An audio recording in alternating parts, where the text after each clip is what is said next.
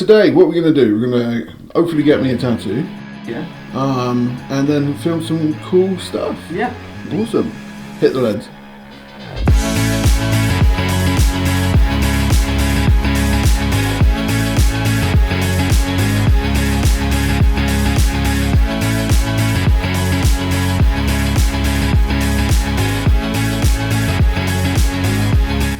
Alright, so today we've got a pretty special episode. I am in that tattoo studio, although this is different. Well, this is Bridgend Tattoo Studio, Bridgend the home Tattoo of that Studio. tattoo. Well, one of the homes of that tattoo show. Fuck, I ask you. I've come to get a tattoo, talk to Chris about his setup here. It's really quite cool. He's really designed it in a way to make the process of what he does that much easier, and it's really interesting to see the setup and talk about camera gear, because camera gear is one of the things I'm probably most passionate about. Well, what is happening, guys? My name is Chris. I'm a tattoo artist from South Wales, and I don't know if I'm a YouTuber yet. Like, how many subscribers do you need before you say you're a YouTuber? I'm like somebody that makes videos on YouTube. Welcome. Welcome. So let's have a look around your studio then, is it? So yeah, this is just the obviously waiting area. Come on in. Come on in. So this is the studio. This is like a multi-functioning tattoo studio / YouTube studio. What is it that you'd say that you've learned over this period of time when it comes to like setting up all your gear and, you know? I've learned a lot. I think, so like backstory, like before I was a tattooist, I did study film in college for like 3 years.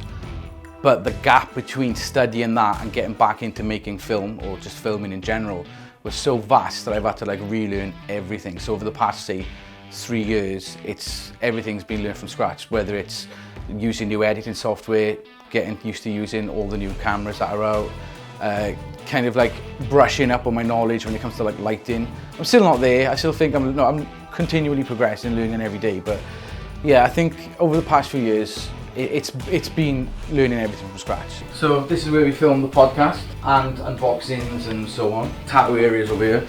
So obviously this is where we do tattooing. And then this is a new area that I'm kind of in the middle of setting up for tattoo reviews. So what's it been like starting your YouTube and seeing it grow fairly quickly? It's been fun. It started off just as me and my friend in my kitchen, him in his conservatory, during the pandemic, just kind of like chatting with like the most basic setup. Like I was explaining earlier on, I had a bed sheet behind me to cover my fridge. So yeah, it was like proper basic. I do have a panel light there, which is a kicking off the back wall, just to kind of give the background a bit of separation, a bit of make it look different colours or whatever.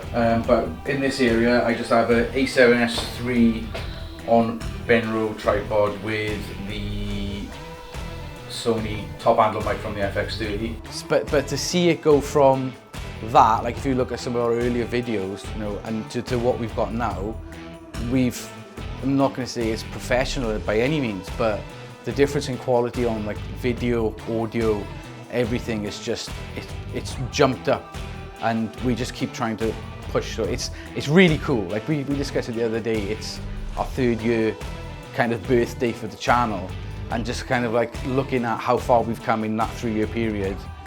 It's nice, it's good. It kind of like motivates you to keep going, but you also realize that doing something like this is such a hard graft. It's like having 2 jobs, but it's worth it. It's fun. The Sony A7S III with the Sony f4 power zoom 16-35, and then it's just got the Sony top handle with a shotgun. That comes for the FX30. That's kind of like my general go-to for filming. If I'm out and about, I do switch the microphone up and I put the Rode NTG on it, the Video Mic NTG.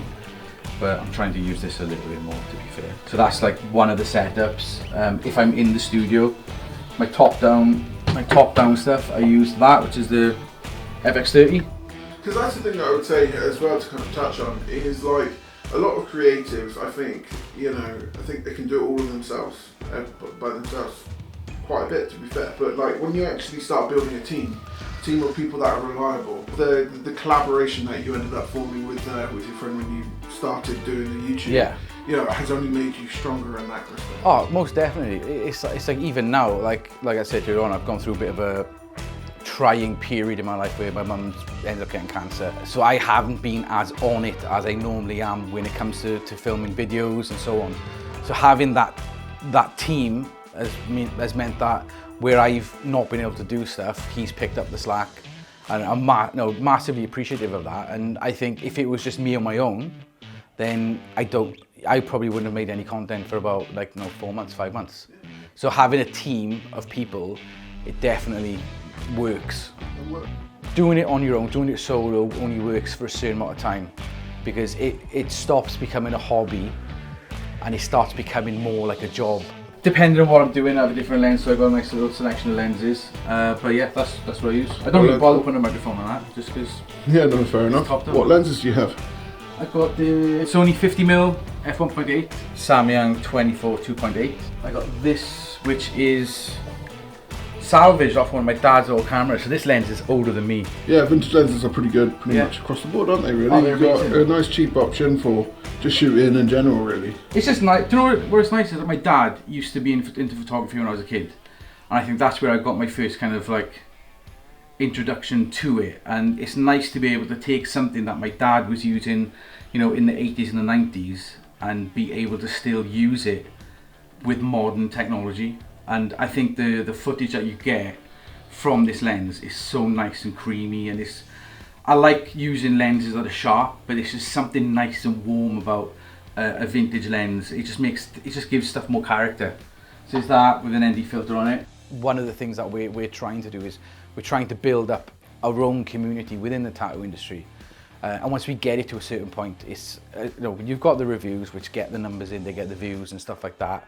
They get people interested in the channel. But then once we've got those people in, it's the core content, which is the podcast, is what will keep people there, hopefully.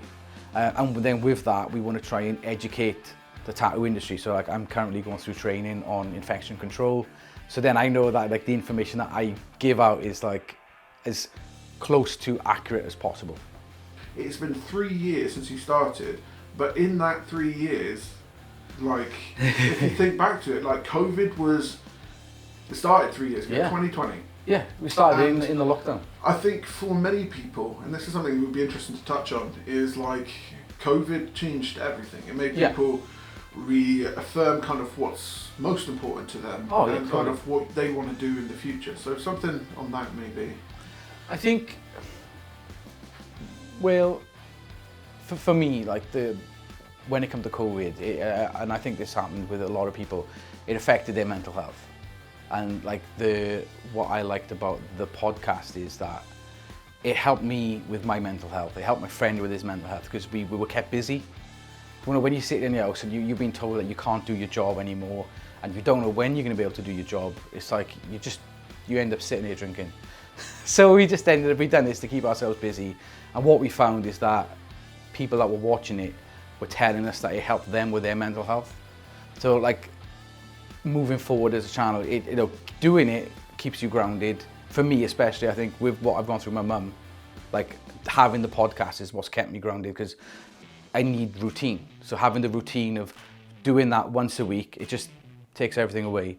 But moving forward, it's the idea of being able to progress the channel, to continue supporting people within the industry, support ourselves mentally, and just have fun. I do it. I think just as I just enjoy doing it. It's a passion, So it's hard to put a finger on what it's going to be moving forward. But I just hope that we're going to continue progressing the channel.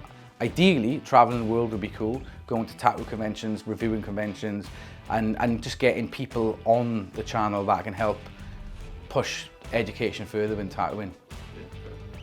But I just like making videos, man. It's fun.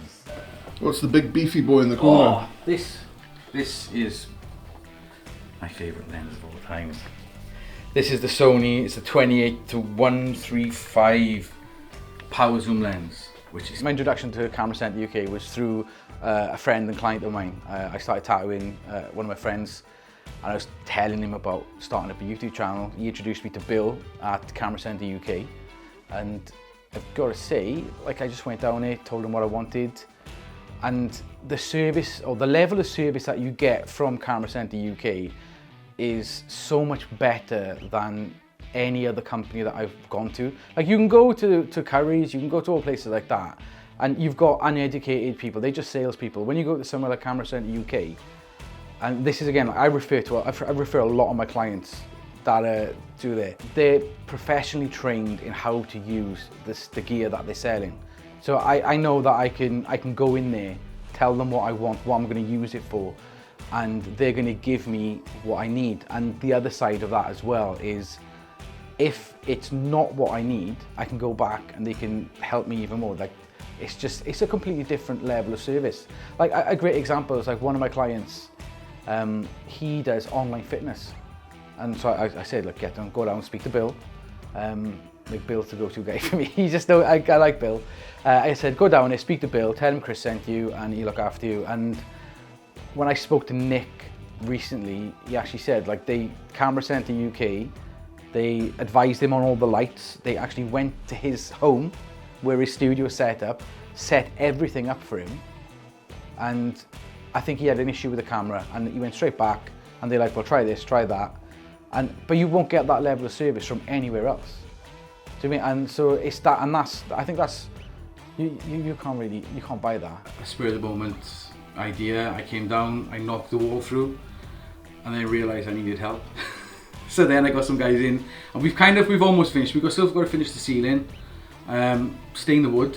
But yeah, it's now been designed in such a way that I can just walk in, sit down, film, and if I want to film everywhere else, I've got lights everywhere I need them, and I can just move my camera, happy days. It's all set up, it's all plugged in, just finish recording, bang everything up to Dropbox. That gets sent over to our editor who edits the podcast, and the main kind of show on our YouTube channel. And then obviously for reviews, I edit that at home then. Sick. It's getting there. It's a work in progress. It's getting there though.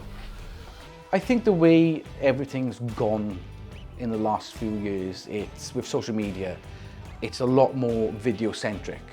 And I could see that coming. I was like, this is the way it's going. So I thought, number one, I spend a lot of money on tattoo machines and just to try them out and see what they're like. And I thought, maybe set up a YouTube channel to kind of like make videos to let people know what the machines are like, so they're not wasting as much money as I am. But the other side of it as well is trying to get ahead of this new wave of social media and get into filming, so you're creating that short form content. So they're like some of the reasons why. It's just social media promotion for me as a tattoo artist, because you're going to promote yourself as a tattooist by having a YouTube channel. I've got clients from the podcast, which is cool, because a lot of people get. I think one of my clients he has me tattooed for years. He didn't know what it was like in a tattoo shop in the modern day, and he was quite anxious about walking in. So he come across our podcast and he just saw that we were like really chilled out, down to earth, regular guys. I've got a couple of videos where you can see the inside of the studio and so on, and just that give him that bit of reassurance. So it's like it works really well as a marketing tool for you as an artist, let's say. But yeah, just generally get ahead of the curve, like, really. Selfish reasons. But yeah, no, been really sick today. He's managed to test out his next camera, Yes. which Gavin is currently on. Yes. Somebody's the best, man. This is the long running argument of I text Paul earlier. I said actually to Chris, what camera am I holding, just for the people? FX6. There's always a couple of things though. Yeah, I'll have to have a look into that tripod situation. Yeah. Well, I got a video for you, and if you click this link right here, you can check it out. So I got a tattoo today, which is create, live, inspire. These are words that I choose to live by with anything that I do. It was incredibly interesting going to Chris's studio and one half of that tattoo show, and hopefully be able to see the other one. It was a really good day, and I can't wait to see more collaborations on this channel, but also bring you some really awesome content. Have a good day.